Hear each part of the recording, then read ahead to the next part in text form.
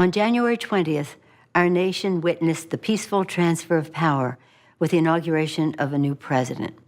The next morning, America awakened to a peaceful show of power of millions of women and men across the country and indeed across the world.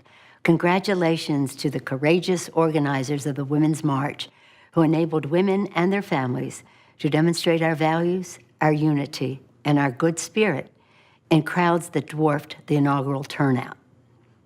The actions of the administration and congressional Republicans following the march were swift and nasty.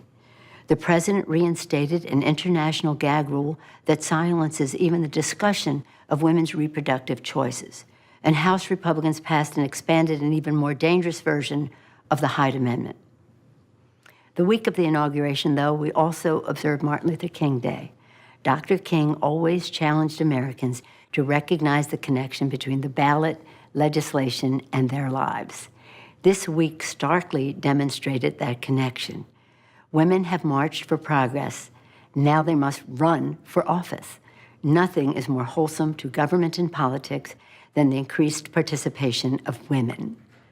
Last weekend, one of the reasons women marched was to protect the health care of the American people.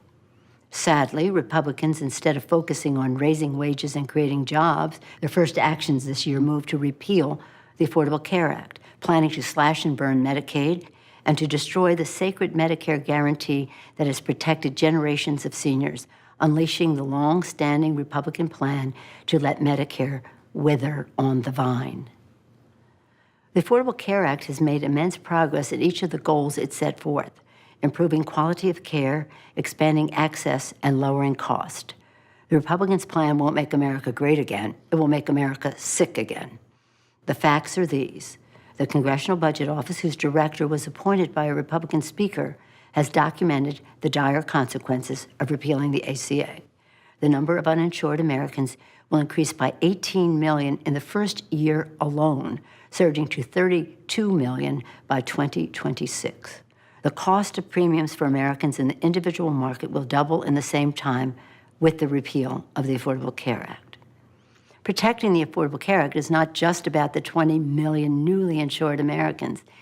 It's also about the more than 150 million Americans with insurance through their workplace who under the ACA cannot be denied coverage for pre-existing conditions, who are now protected from lifetime limits on care, whose children can now stay on their parents' policy until age 26, who cannot be charged more because of their gender, because being a woman is no longer a pre-existing condition.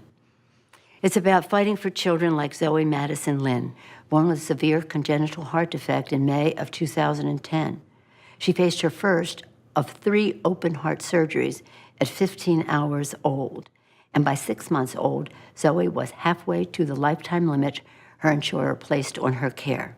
Without the ACA, Zoe and her family faced a harrowing future, not only using up all her lifetime health coverage before preschool, but carrying the burden of a pre-existing condition. Thanks to the Affordable Care Act, Zoe is protected. Her family can have confidence in her future. Tragically, repeal of the Affordable Care Act will lead to death, disability, and suffering. And Republicans will do all of this to give a massive new tax break to the wealthiest as they abandon seniors and working families across America. Democrats will stand our ground to protect the Affordable Care Act because, as we and many marchers believe, health care is the right of every American, not just the privileged few. Thank you. God bless you, and God bless America.